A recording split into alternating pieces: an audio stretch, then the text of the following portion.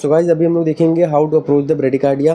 तो ब्रेडिकार्डिया अपन कब बोलते हैं, जब भी अपना हार्ट रेट कितना हो जाता है, less than 60।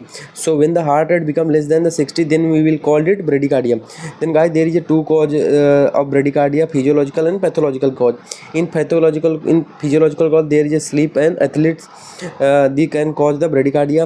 In pathological cause there is a it can be divided into two part, cardiac and non-cardiac cause. Cardiac cause like heart block, cardiomyopathy, inferior wall ischemia, these can cause the bradycardia. In non-cardiac cause drug like digoxin, verapamil, diltiazem, digoxin, verapamil, diltiazem, these can cause the bradycardia. And hypothyroidism, raised ICT, obstructive jaundice, these can also cause the bradycardia.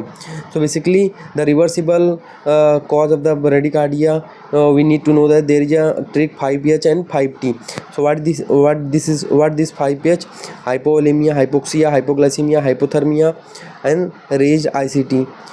So basically these are the 5pH, hypoglycemia, hypothermia and hyperkalemia, also hyperkalemia. The last one is hyperkalemia. So these 5pH are the hypovolemia, hypoxia, hypoglycemia, hypothermia, hyperkalemia.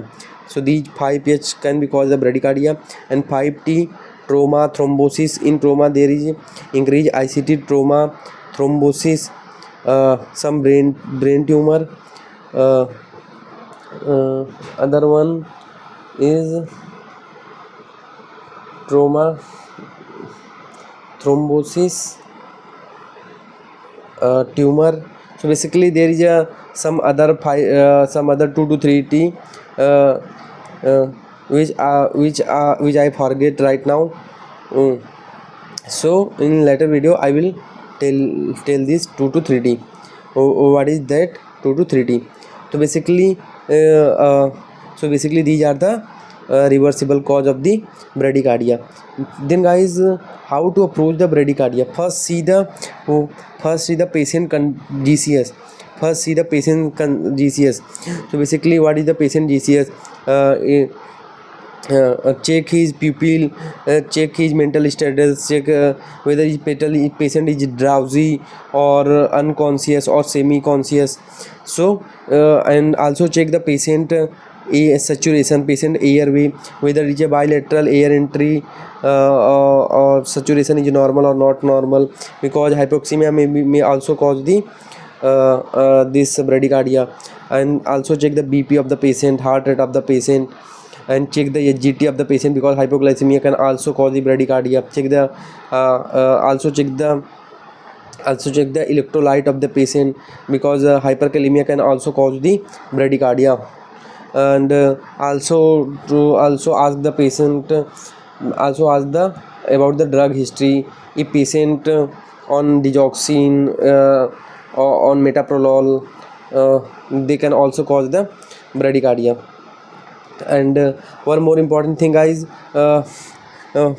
so let's discuss about the treatment of the bradycardia. So first we will start from the atropine. Basically the drug of the choice in a bradycardia, but when we need to give the atropine when there is a symptom and hemodynamic instability in a patient. What is the symptom of the bradycardia? Like dizziness, fatigue, and unconscious, altered mental, like unconscious in the sense I mean to say altered mental status, chest discomfort, sign of shock, change discomfort, unconscious, semi-conscious, dizziness, fatigue. So these are basically the symptom of the bradycardia. Faintness. So these are the symptom of the bradycardia. So basically start atropine to that patient.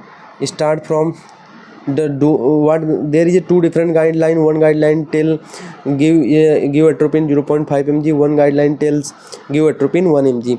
So basically we will give 1 mg. The standard guideline, basically what most people follow the guideline, that is 1 mg. So start from the 1 mg, give IV stat 1 mg atropine, and wait for 3 to 5 minutes. If there is no change in heart rate, like if the patient heart rate was 38 and after giving atropine patient not relief, patient heart rate not increase, it is still 38 35, then give another dose of atropine 1 mg and wait for 3 to 5 minutes. If not improved, then give 1 mg, give 1 mg again after 3 to 5 minutes of waiting. So maximum 3 mg we can give the atropine. So maximum dose of the atropine is 3 mg. We can repeat after 3 to 5 minutes of giving 1 mg. So basically the maximum dose of this atropine is 3 mg. Then guys, if after giving atropine patient not get relief, so basically what standard guideline tells, start basically give transcutaneous pacing, basically attach transcutaneous pacing. If transcutaneous pacing is not available, then we can give dopamine infusion, or we can give drug like adrenaline. We can give these drug also. So basically start basically if patient not relieved by atropine, give transcutaneous pacing.